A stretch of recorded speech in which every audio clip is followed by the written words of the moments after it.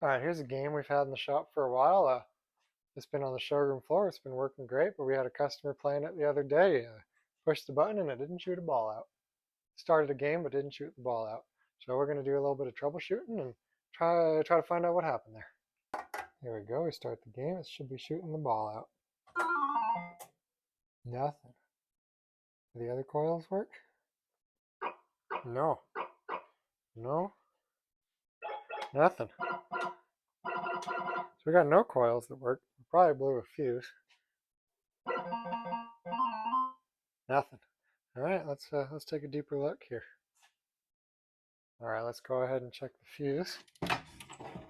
In this game, the fuses are behind the glass on the rectifier board, which is the board with the rectifiers. And I'm gonna have to test it with my meter here. Let's take a look. All right, we got our meter set to ohms here. We're gonna go ahead and ohm out each of the fuses and see if one's not working.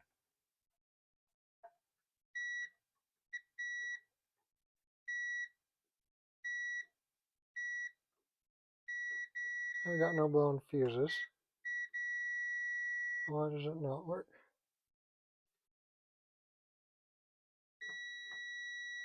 I don't know. Why does it not work?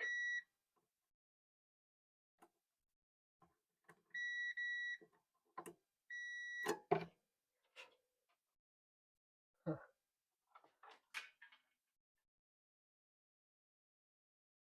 So here's a fun test you can do. We confirm none of the flippers are working, but we confirm none of the coils other than flippers are working. Looks like they all share this yellow wire. So my guess is that yellow wire is not getting power. But one way, so this is how it works. The game constantly provides power to one side of the coil. And then on this particular game, it's the solenoid driver board. Each one of these wires is independent and it goes to a transistor on the solenoid driver board. And that transistor turns on and off to complete the path to ground. So it grounds the coil off. So the coil always has power, but it doesn't always have ground. So one way to check to see if it has power, you can use a meter, but we're just going to be savage here. Sometimes you just put a clip lead on the side, because all the transistor is doing is grounding this side out. So if we manually ground that out and the coil works, then we know we have power, and we know the coil's good, then it's the transistor or wiring issue. If that doesn't work, then it's probably this side, which is a power issue, which is my suspicion because none of them are working, but we're going to go ahead and try this test out here.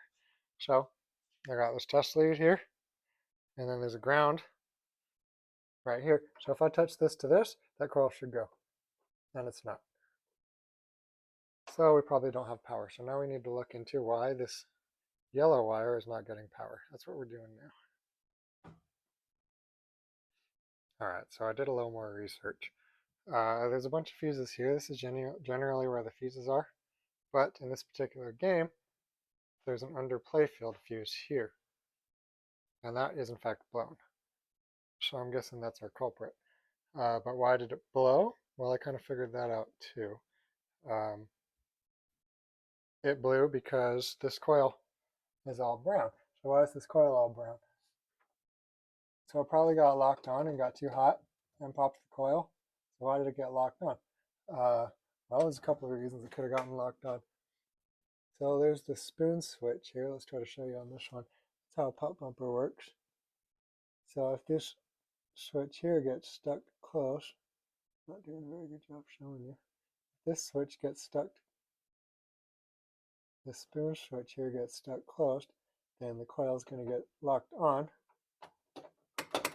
And this one is not stuck closed. So it's kind of hard to tell in the video, but I can see here that it is in fact not shorted. So why did the coil get locked on? Well, it's probably a transistor. So this board here, each one of these transistors controls a coil. So my guess is we had a transistor short out and it locked that coil on, and that's what blew the fuse. So we're going to confirm if that was true or not here. All right, I got the new fuse in here, and now all the other coils are working. That's not in the game. All the other coils are working.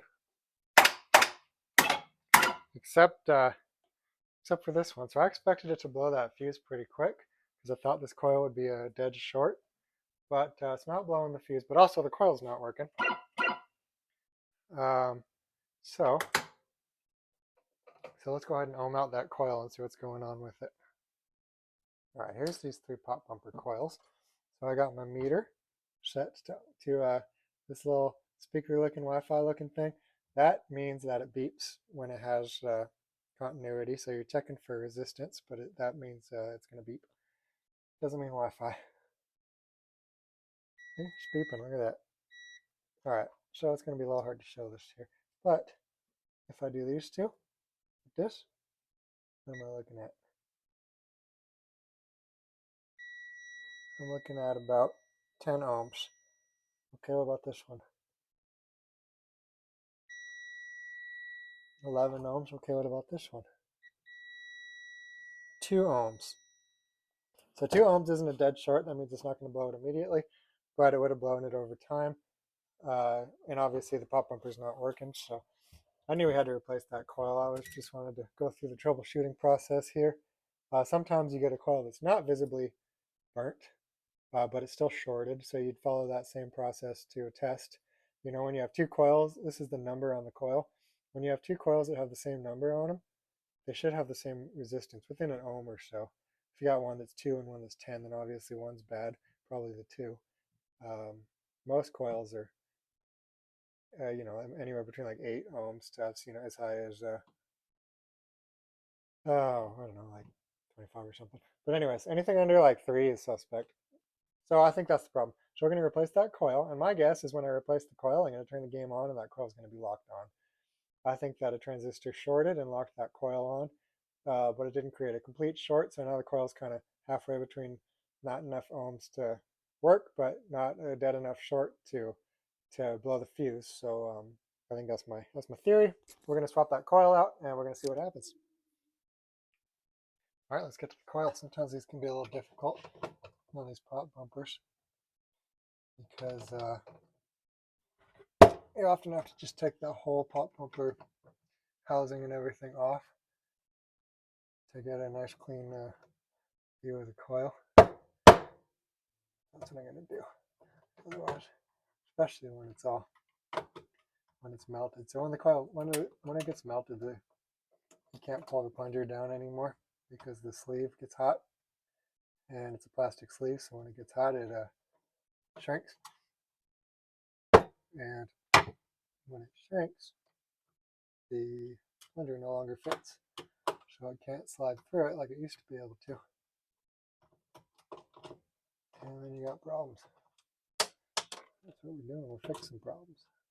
It's gonna be great. Last one here. And we're gonna take this off.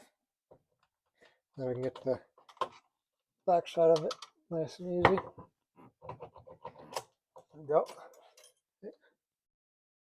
Yeah, there's 2 screws here. Now we can take these screws off and just take the coil off a lot easier. So let's do that.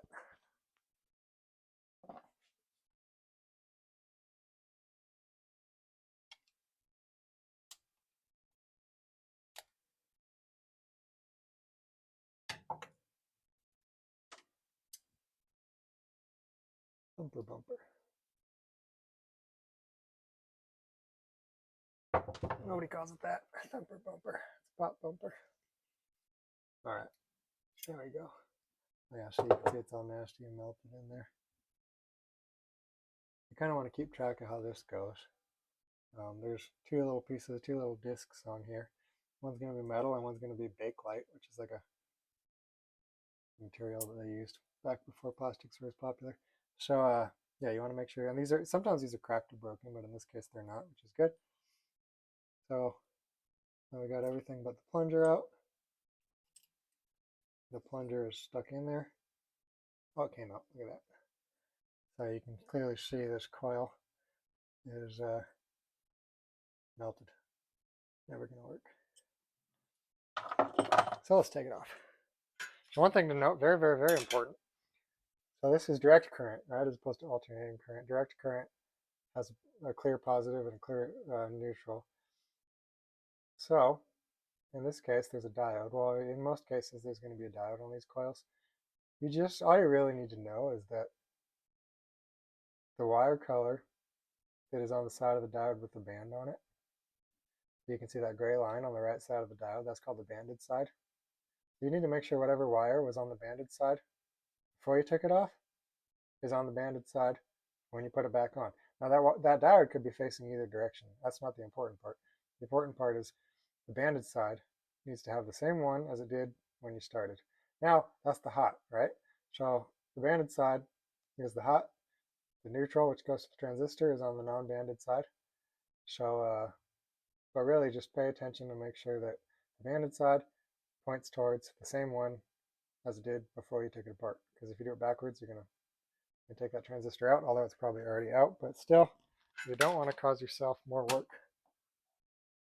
So let's go ahead and get these wires off.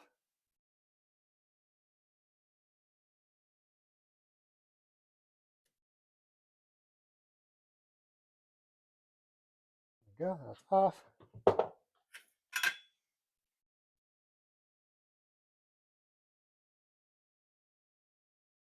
All right, as always, I like to freshen up the solder on the wires. Make sure you got good connection here. So all we're doing is making sure that the wire has nice clean solder in it and that it's taking the solder. Well, these might fall apart on me, we're going to see.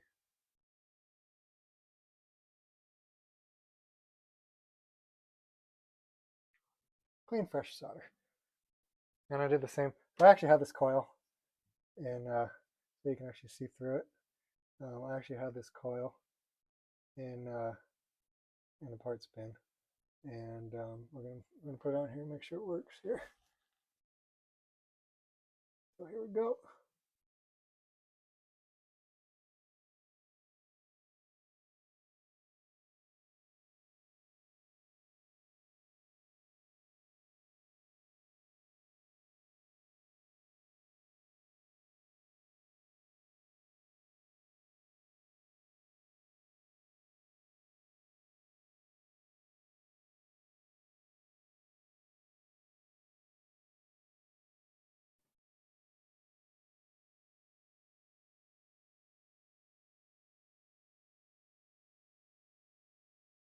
That's nice clean solder right there. And you can see that the wire took the solder and the tab took the solder, and they're as one, living in harmony. All right, now let's put this other thing back together. I got the plunger. Turn it off a little bit.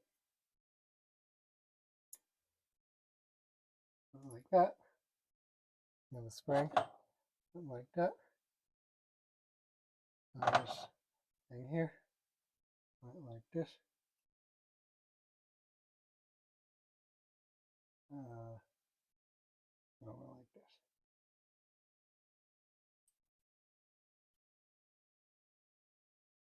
That's how it works.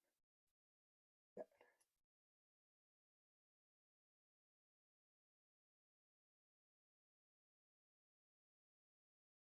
This one, you want to pay attention to how it's supposed to go. Pretty sure.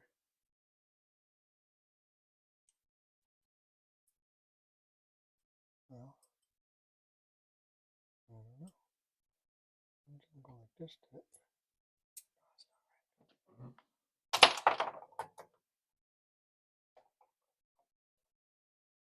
All right, I looked at the other one. I cheated. So this problem was I had this little rim pointing up. It needed to have been pointed down. So let's try this again here. I think this goes on first. And then this goes on like that, but it has to be pointing down, not up. I had it pointing up before. It's pointing down now. That's the correct way. And it goes like this. And then that's right. Perfect. That's what you want. Just like that. So now we can take the housing, the thumper bumper housing, and put this back together.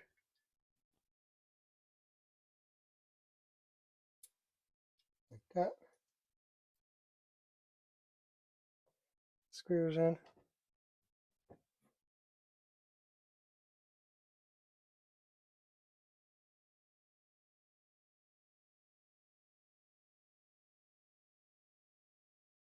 back together.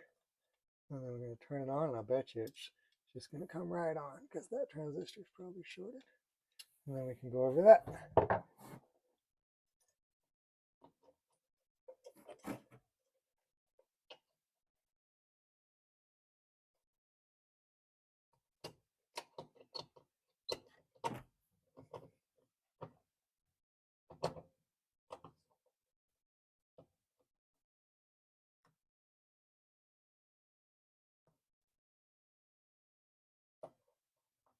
All right, I got 3 of these guys here.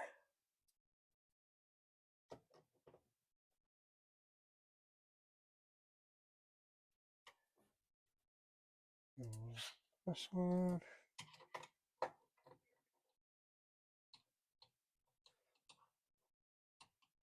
And we got 2 more somewhere.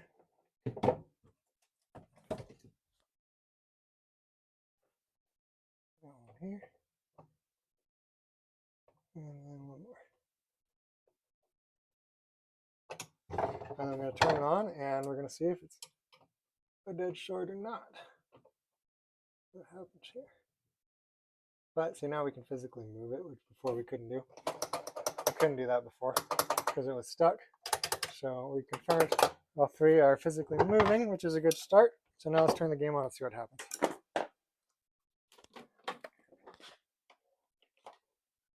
Booting up here, takes a second. Booting, booting, booting. Oh, it's not a short yet. Let's start a game. Huh?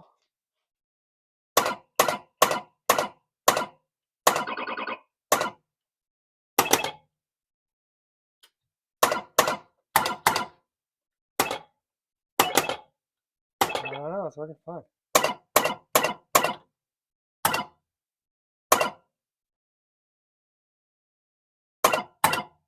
Huh. Well, I guess my assumption now is that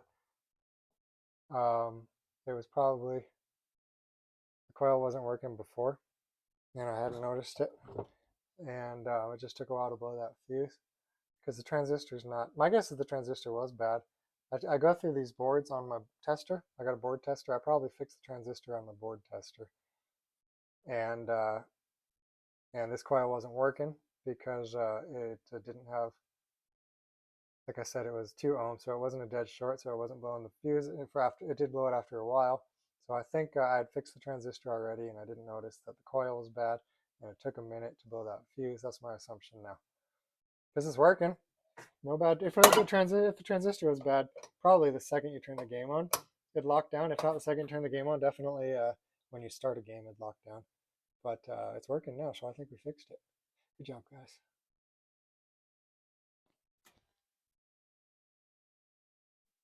All right, I think we fixed it. Let's find out. All right, so let's see if all the coils are working now.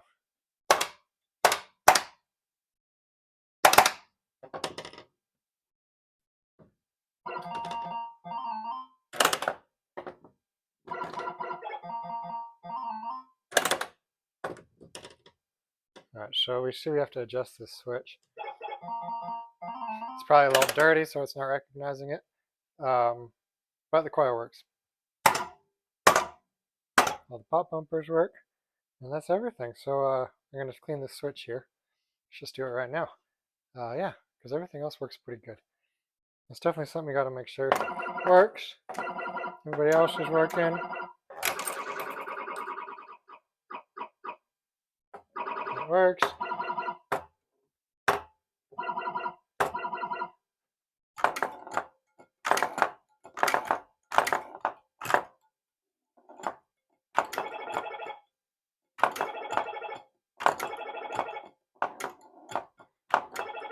So we can clean that one a little bit.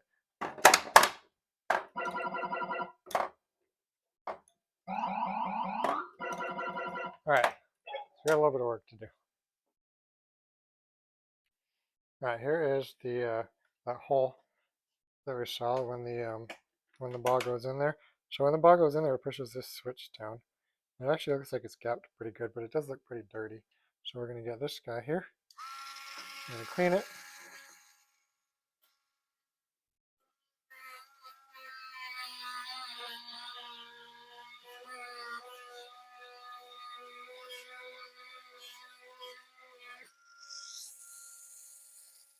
And I'll bet you that fixed it. So at one point when I was testing it, remember I had to roll the ball down here twice to get the point. So we're going to go ahead and clean these two.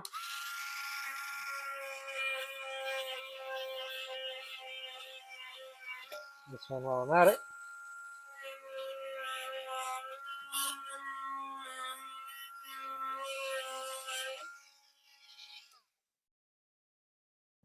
And then also, when we were hitting the captive ball up against the stand-up target, it wasn't always registering. So you can see this is that stand-up target here. So these, you can stick a file in there and get to them, but I'm just going to unscrew it and give it a real nice clean, get to a little bit easier, because I think that's going to be the more thorough way to do it. Let's try that. Just these two screws here, comes right out. It's a lot easier to get it from the bottom in this particular case. So we see when it hits that red, it's supposed to close that gap there. And yeah, it's kind of dirty. So I'm going to clean it, and I bet you it'll work great every time.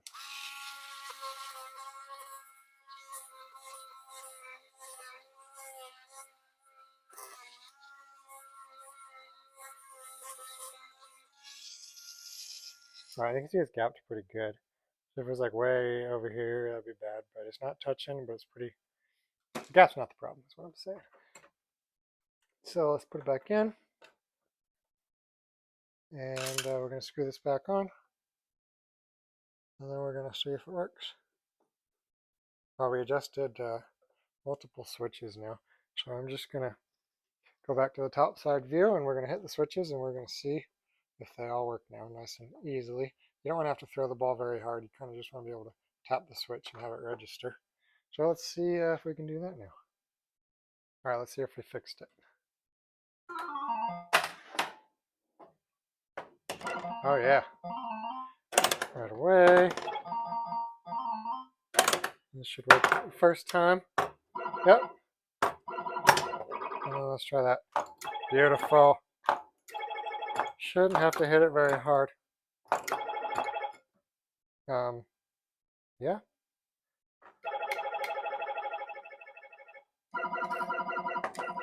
I think we got a good working game here.